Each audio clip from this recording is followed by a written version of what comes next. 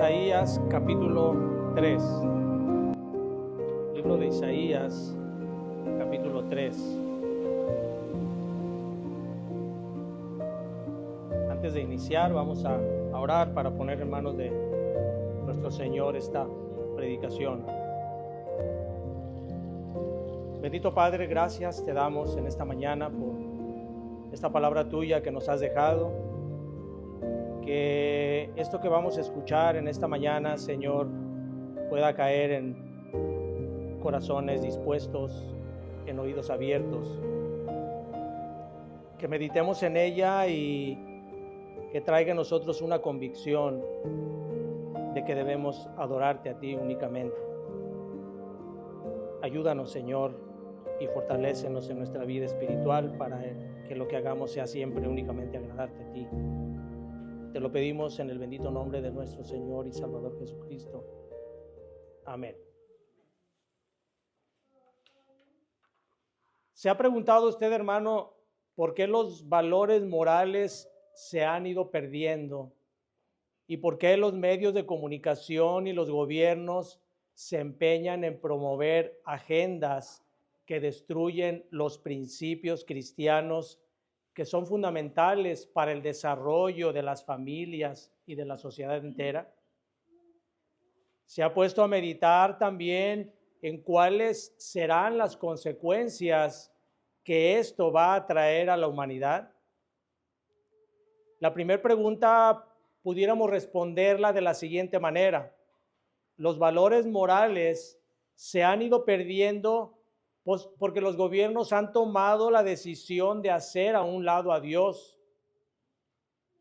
Y los cristianos, tristemente, hemos dejado que esto ocurra, porque no hemos hecho nada por impedirlo.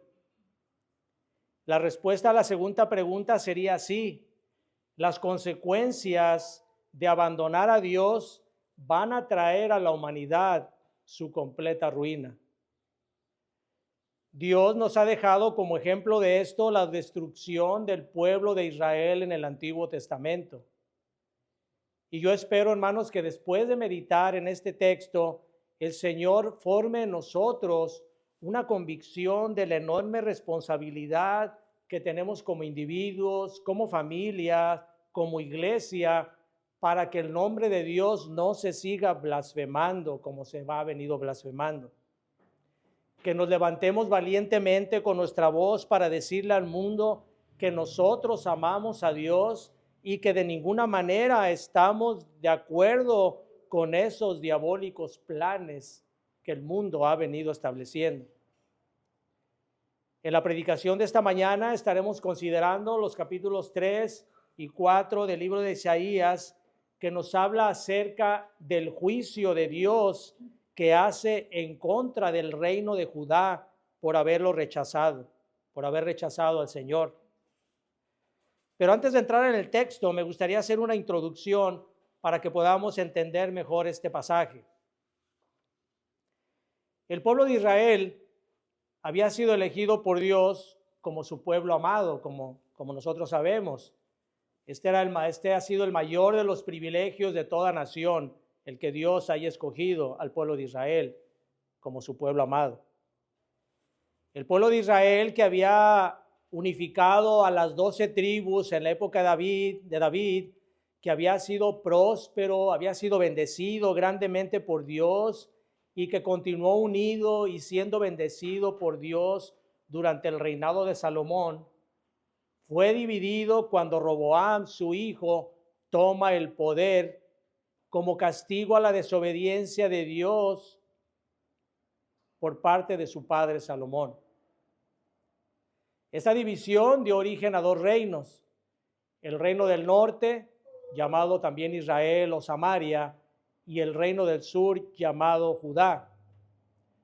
Fue debido a la desobediencia, primeramente del reino de Israel, del reino del norte, que en el año 721 a.C., el reino del norte fue llevado cautivo por los asirios. El reino de Judá sería llevado cautivo 120 años después aproximadamente, pero esta vez el pueblo de Babilonia sería el encargado de llevarlos a la cautividad. Estos acontecimientos que les ocurrirían a ambos reinos fueron anunciados por diversos profetas que hablaban de parte de Dios. Y uno de esos profetas era Isaías. Isaías profetizó durante el reinado de 4 monarcas de Judá. Dice Isaías capítulo 1, visión de Isaías, hijo de Amós, la cual vio acerca de Judá y Jerusalén en días de Usías, Jotam, Acaz y Ezequías, reyes de Judá.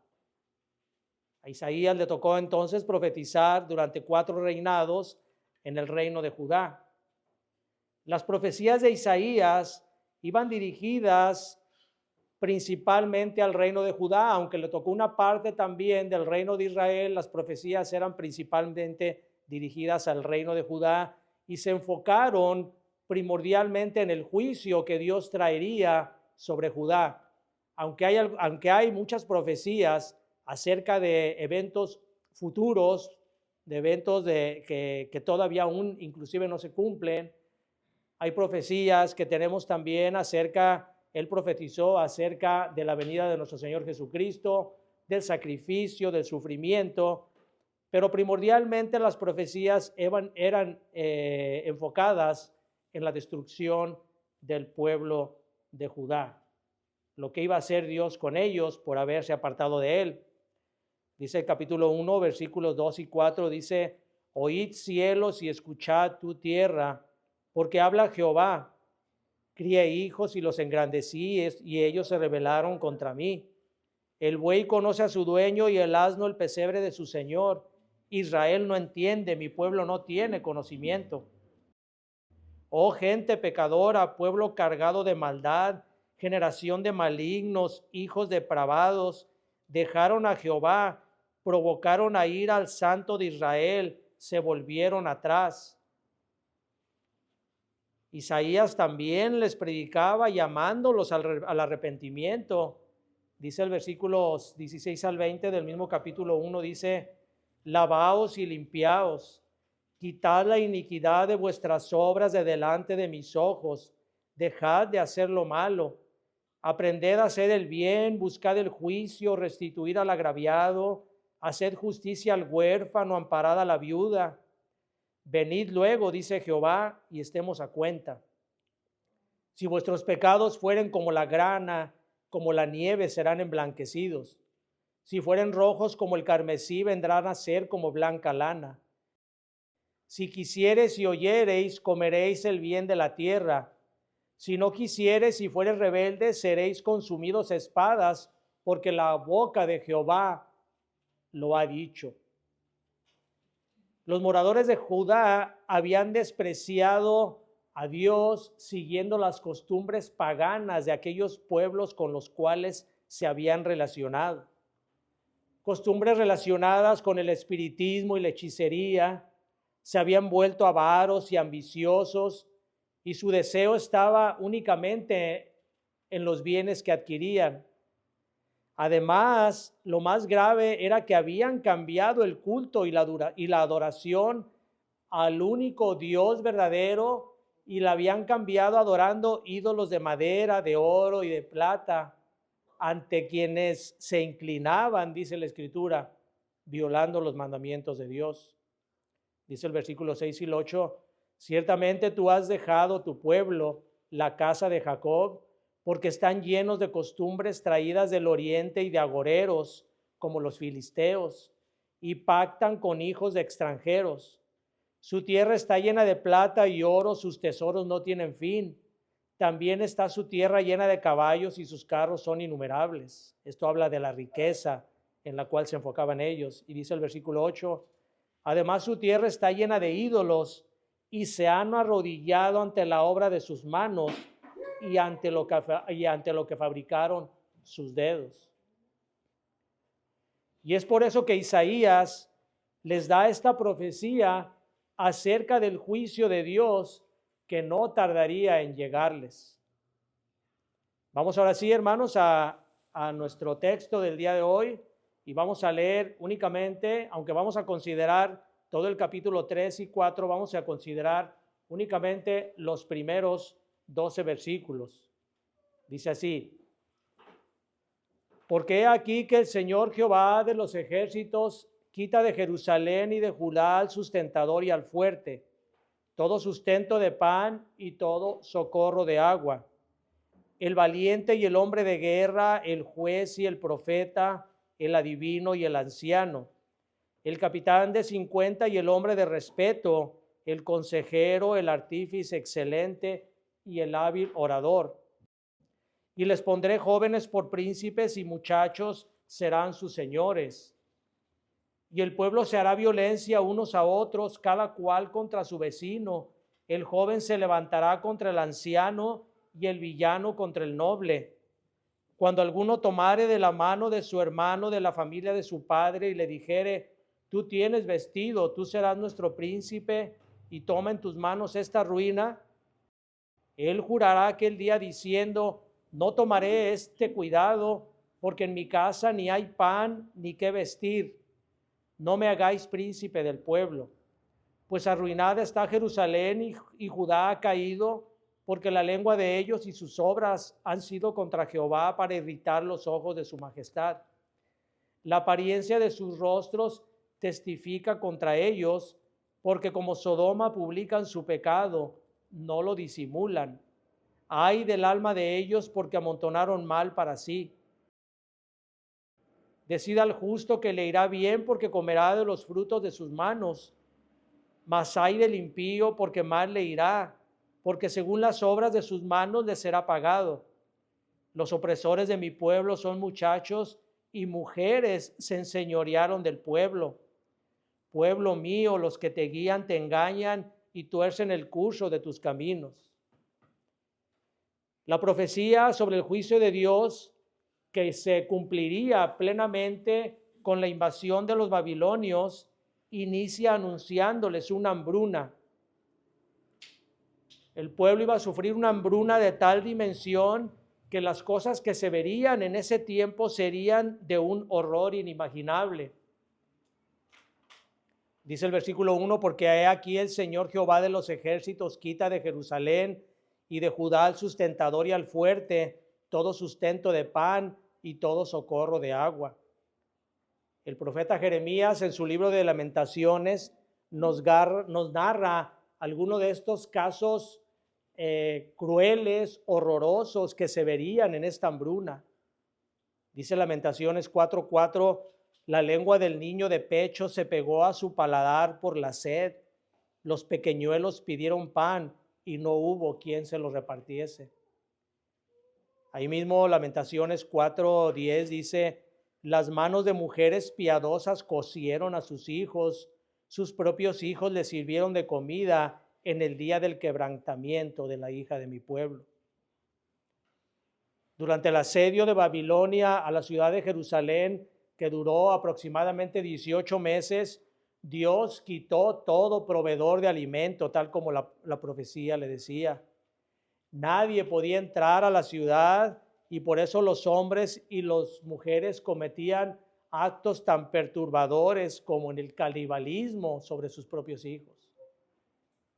Todas las cosas, aún las cosas más sucias, la gente las utilizaba para comer. Como una manera de dejar desprotegido a Judá a merced de sus enemigos, Dios también les quitaría de ellos a los hombres sabios y capaces que eran los encargados de llevar un buen gobierno, el orden y la ley. Dice la profecía que también les quitaría a los hombres fuertes y valientes que los protegerían de los invasores, y les quitaría a los expertos artesanos y constructores que llevaban a cabo el buen funcionamiento de Jerusalén. En lugar de ellos les daría líderes incapaces, superficiales, jóvenes que se dedicarían únicamente a los placeres y que no atenderían a las demandas del pueblo. Versículo 2-4 dice: el valiente y el hombre de guerra, el juez y el profeta, el adivino y el anciano, el capitán de 50 y el hombre de respeto, el consejero, el artífice excelente y el hábil orador. y les pondré jóvenes por príncipes y muchachos serán sus señores. Esta falta de líderes sabios, valientes, decididos, llevaría a la gente a vivir sin ley. La gente cometería actos de violencias unos contra otros, vecinos contra vecinos, jóvenes contra ancianos. No habría ningún respeto ya porque toda la ley se había perdido. La gente de bien sufriría a manos de los delincuentes porque no había ninguna autoridad que los castigara. La calamidad llegaría a tal punto que cuando alguien buscara entre su propia familia para que lo ayudara, sería rechazado, porque cada uno estaría buscando únicamente su propio beneficio. Y esto no era para menos, porque la ciudad de Jerusalén y toda la región de Judá había sido destruida, estaba siendo destruida por el rechazo que hicieron de Dios. Las blasfemias que cometían y los actos que hacían irritaron y mancharon la majestad y la santidad de Dios. Por eso Dios les mandó esa destrucción. Versículo 8 dice, pues arruinada está Jerusalén y Judá ha caído, porque la lengua de ellos y sus obras han sido contra Jehová, para irritar los ojos de su majestad. Ahora, los hombres de Judá se habían vuelto tan inmorales y tan depravados que no ocultaban sus depravaciones. Por el contrario, exhibían de forma vulgar y sin ningún recato sus extravíos. A tal grado era su inmoralidad que Dios los compara con los habitantes de Sodoma, aquella ciudad destruida por Dios por estar llena de inmoralidad. Dice el versículo 9, la apariencia de sus rostros testifica contra ellos, lo exhibían, porque como Sodoma publican su pecado, no lo disimulan, mas ay del alma de ellos porque amontonaron mal para sí. Había una completa falta de moral y eran de tal grado que hasta se vanagloriaban de lo inmorales que eran. Sin embargo, aún en medio de tanta perversidad, habría un remanente de hombres que no habían doblado su rodilla ante los ídolos y que seguirían fieles al Señor. Para estos hombres dice la profecía que Dios les tenía prosperado bienestar, todo el bien para ellos. Por el contrario, el mal perseguiría a todos los hombres perversos y malvados. Versículo 10 y 11 dice, decida al justo que le irá bien, porque comerá de los frutos de sus manos. Mas ay del impío, porque mal le irá, porque según las obras de sus manos le será pagado. La falta de temor a Dios haría además que los hombres perdieran su masculinidad y se hicieran apáticos, cobardes, perezosos, indolentes. Los hombres se volverían tan pusilánimes que dejaron que los jovencitos y que las mujeres gobernaran, con los resultados funestos, puesto que no estaban capacitados para llevar a cabo una empresa de tal tamaño. Esto no era para ellos, esto era para los hombres que Dios nombraba como hombres valientes, hombres de respeto, hombres entregados. Dice el versículo 12, los opresores de mi pueblo son muchachos y mujeres se enseñorearon de él. Otra versión dice, y mujeres los gobernaban. Pueblo mío, los que te guían te engañan y tuercen el curso de tus caminos. Otra versión dice, pobre de mi pueblo, porque los gobernadores los engañan y los hacen llevar por caminos equivocados.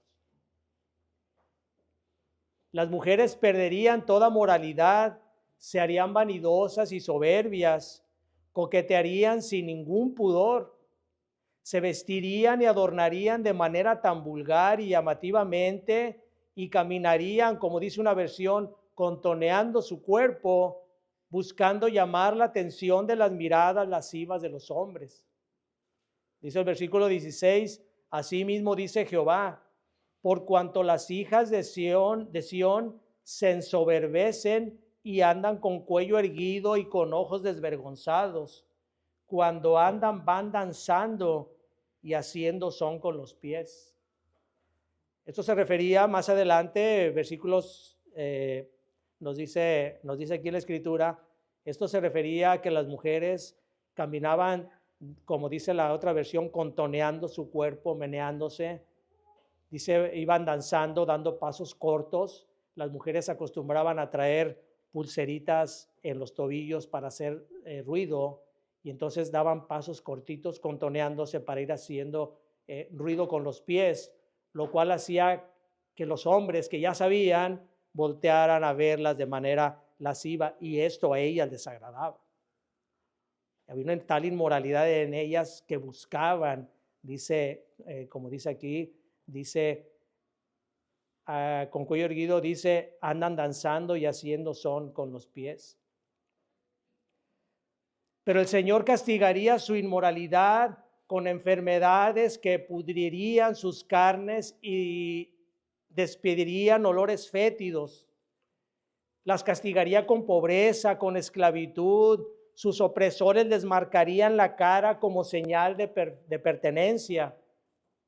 Dice el versículo 24, y en lugar de los perfumes aromáticos vendrá hediondez, y cuerda en lugar de cinturón, y cabeza rapada en lugar de la compostura del cabello, en lugar de ropa de gala, ceñimiento de cilicio y quemadura en vez de hermosura. Esto era la profecía para las mujeres, aquellas mujeres presuntuosas que iban con perfumes aromáticos. Dice el Señor que vendría entonces hediondez. La gloria de la mujer era su cabello, pero vendría los hombres las raparían en señal de humillación hacia esas mujeres. Y también dice que las marcarían, las quemarían el rostro como una señal de pertenencia hacia sus captores. La guerra mataría a muchos hombres y habría tanta escasez de ellos que a las mujeres no les iba a importar compartir un solo hombre entre muchas, incluso aún manteniéndolo. A tal grado iba a llegar la destrucción, el oprobio, la miseria del pueblo de Judá por haber despreciado a su Dios.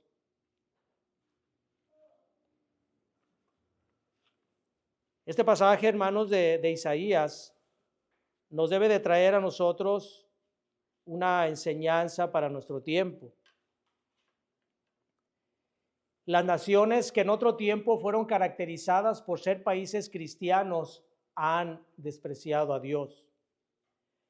El ejemplo más claro que podemos ver son los Estados Unidos, una nación formada por hombres de lo más piadoso que salieron de Europa perseguidos por sus valores cristianos inquebrantables y firmes. Estos eran los llamados los puritanos.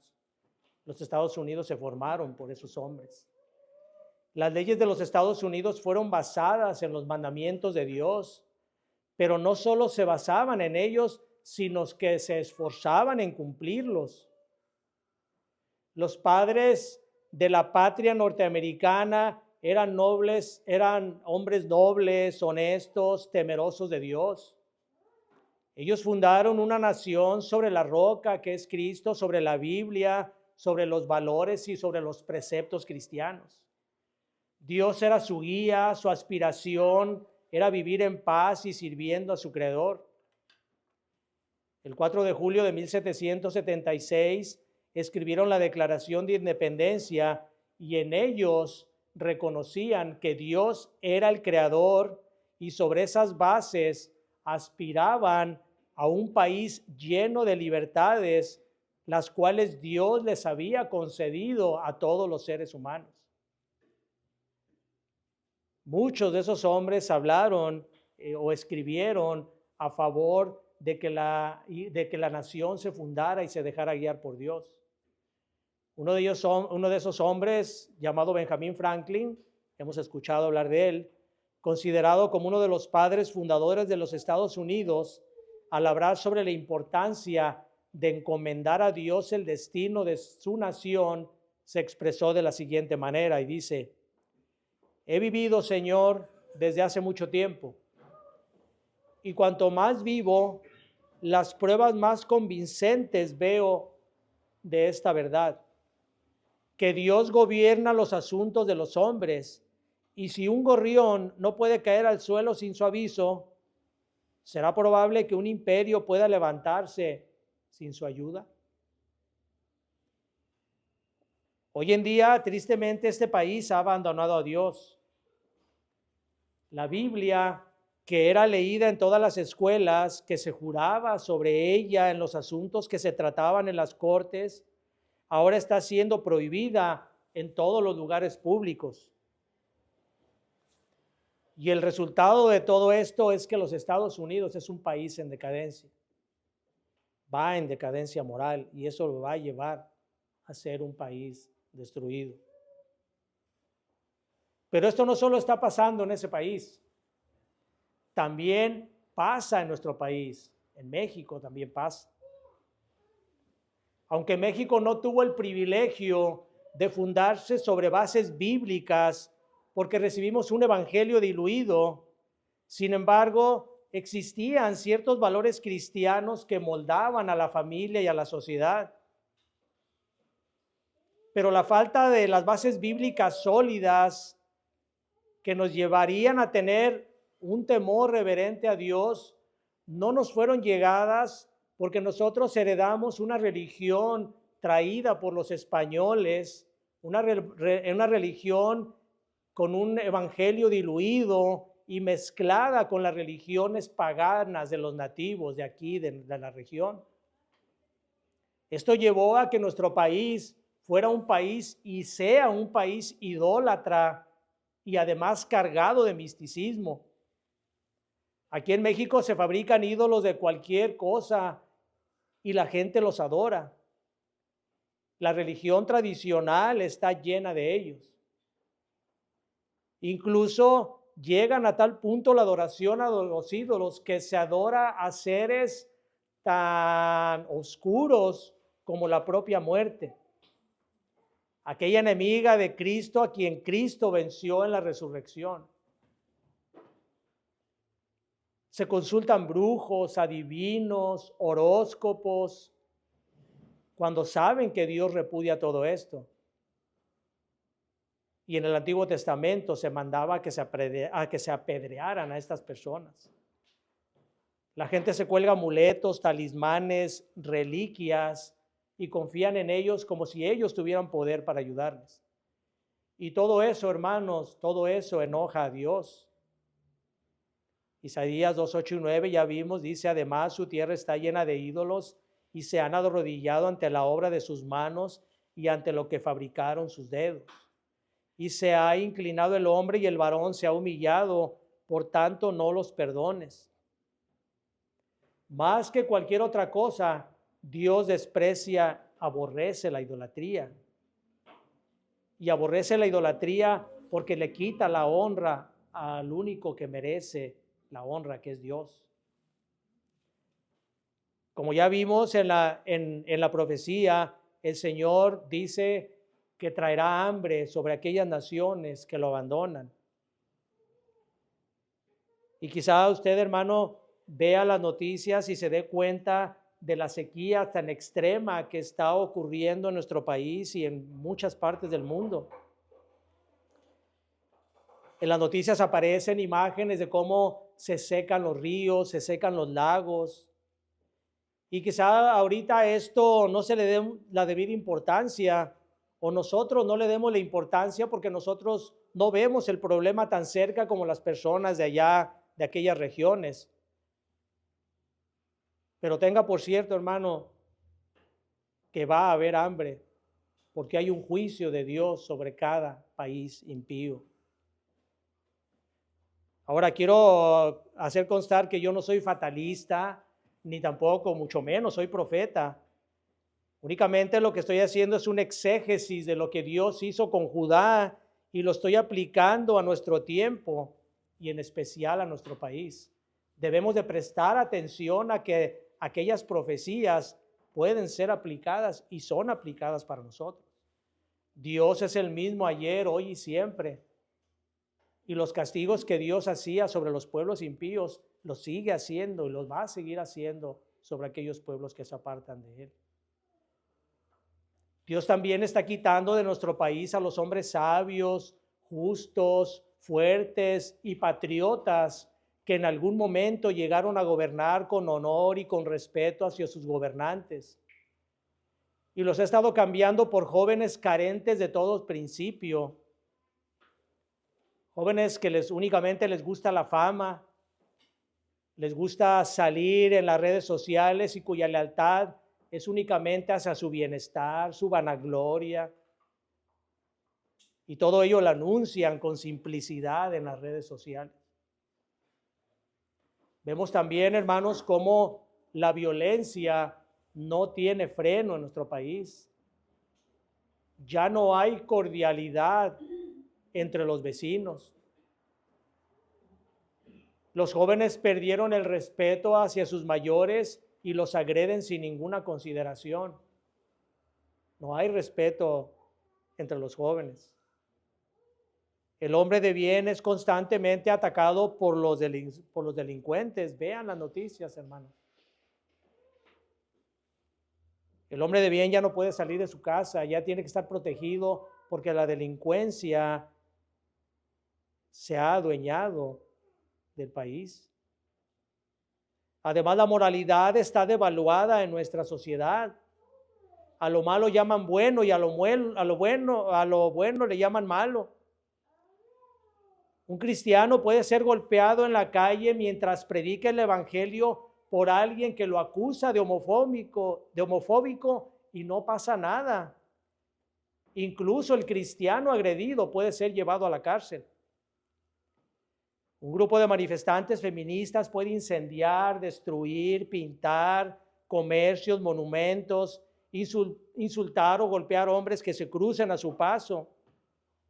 Hacen violencia manifestándose en contra de la supuesta violencia de que supuestamente son objetos estos grupos feministas. Ya no se protege la salud mental, espiritual ni física de nuestros niños. En las escuelas se permite que vayan personas de diversos géneros sexuales a darles pláticas aberrantes a los niños de cómo pueden cambiar su fisionomía a base de cirugías y de hormonas. Esto es denigrante, hermanos.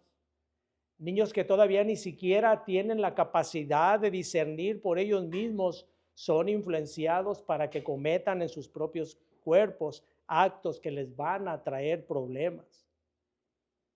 Todo eso es permitido. Incluso me tocó ver que han permitido que vayan personas que abiertamente se dicen satánicos a darles a los niños clases acerca de eso.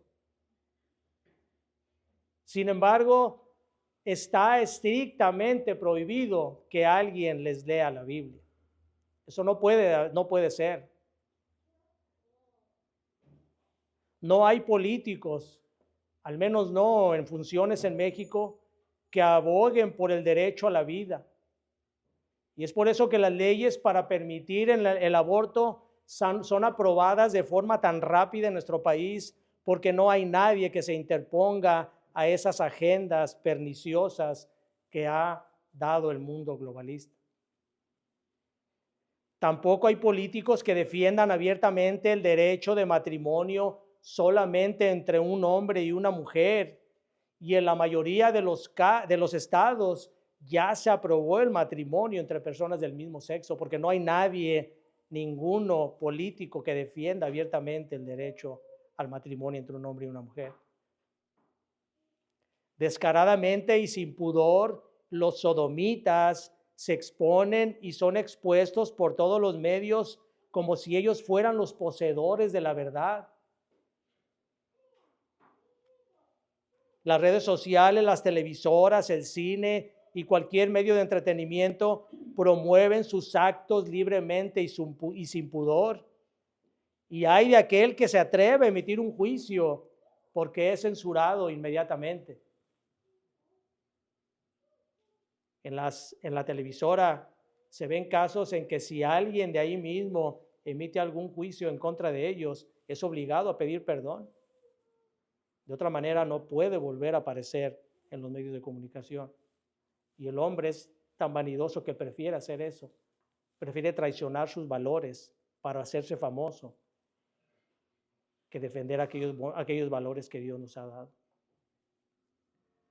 Ya vimos que Dios ha estado quitando a los hombres íntegros para dirigir un país cuando esto se vuelve impío y está dejando el paso a jóvenes igualmente impíos. Pero esto aún va más allá.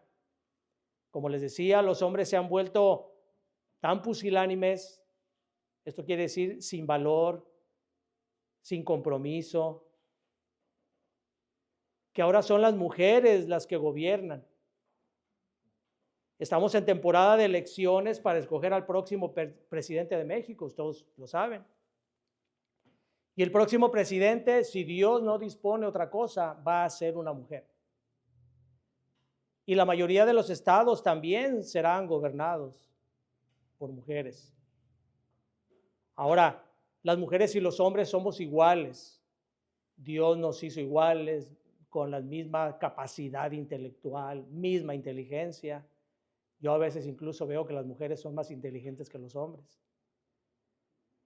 Sin embargo, Dios ha designado funciones para cada uno, funciones específicas para los hombres, funciones específicas para las mujeres.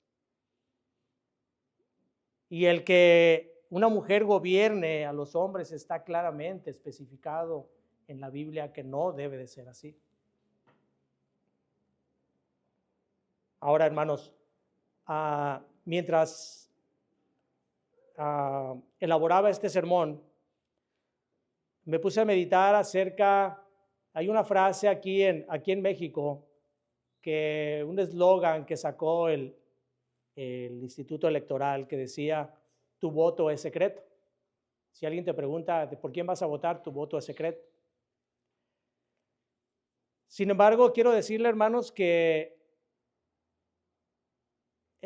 como una opinión mía, y creo que es escritural, porque voy a hacer mención de la escritura, nosotros debemos de aprovechar cada oportunidad que tengamos para compartir el evangelio o para nosotros defender nuestra posición cristiana. Debemos de hablar la palabra a tiempo y fuera de tiempo, dice la escritura. Cuando nosotros vayamos a votar, pensemos en que si aquella persona por la que vamos a votar defiende los valores morales establecidos por Dios. Los candidatos aquí en México, todos los candidatos que están ahorita en las boletas, que van a estar en la boleta, están a favor del matrimonio homosexual y están a favor del aborto. Es cierto que nosotros tenemos la responsabilidad de ir a votar, porque es un derecho y es una responsabilidad que tenemos nosotros como pertenecientes a una nación. Nosotros obedecemos a las autoridades, honramos nuestra bandera, no somos testigos de Jehová, honramos nuestra bandera, respetamos a nuestros héroes de la patria. Pero sí debemos de poner nosotros especial atención en quién es aquel candidato que promueva los valores que Dios ha establecido. No se trata de imponer algún candidato, no lo estoy haciendo, ni es mi obligación, ni tampoco es mi función. Simplemente, hermanos, que meditemos en cuáles son aquellos a los cuales nosotros debemos de ejercer nuestro voto, que son aquellos que ejerzan realmente los valores que Dios ha demandado. Y como les digo, si es nuestro deber y nuestra obligación ir a votar, podemos hacerlo. Podemos hacerlo y de una manera en que no quede en nuestra conciencia el haber participado en algo que a Dios no le agrada. Dice la Escritura que no tan solo los que lo hacen, sino que los que se complacen con aquellos que lo hacen.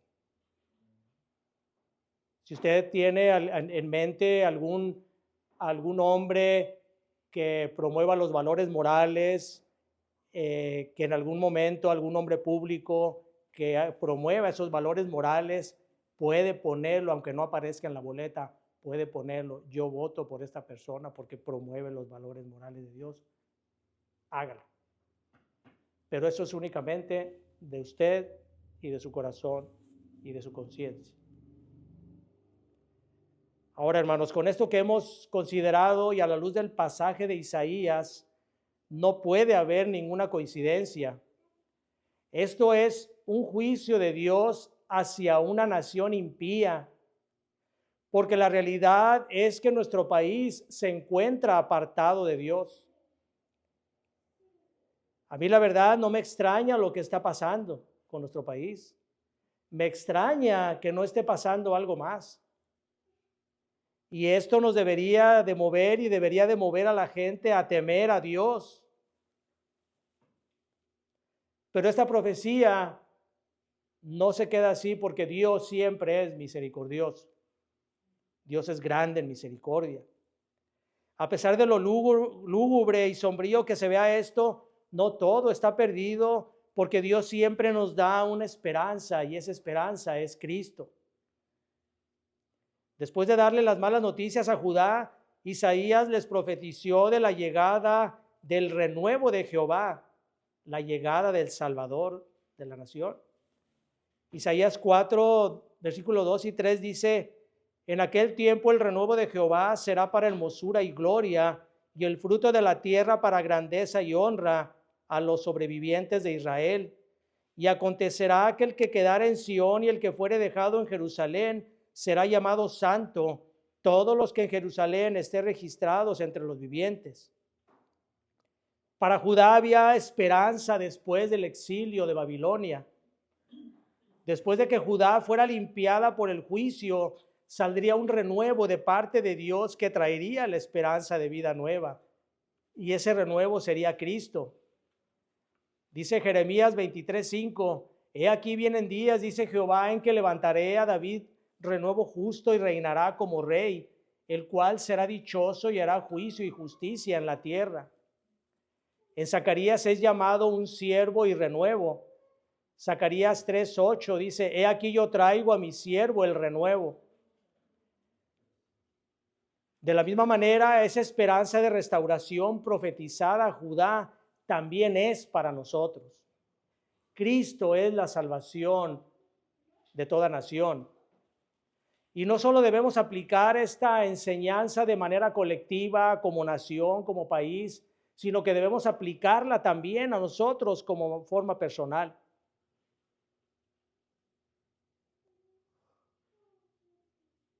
Hay una pregunta que pudiera hacerle a aquellos que nos están viendo, que nos verán por el internet, es decirle, ¿está usted adorando ídolos por la religión que profesa? ¿Está usted confiando en amuletos y en hechicerías? ¿Está viviendo usted una vida de pecado? Si usted está haciendo esto, usted está rechazando a Dios y usted está siendo objeto de su ira. La calamidad vendrá a su vida y no tendrá una roca firme en donde sostenerse, porque únicamente Cristo es aquella roca. Si usted está viviendo una vida de pecado, usted está viviendo una vida apartado de Dios, usted tiene una esperanza y no la desaproveche. Venga a Cristo. Si usted viene a Cristo, su nombre será registrado en el libro de la vida. Vamos a orar. Padre, te damos gracias por esta palabra tuya que nos has dado, Señor. Señor, hemos visto cómo tu juicio es sobre aquellas naciones las cuales te rechazan.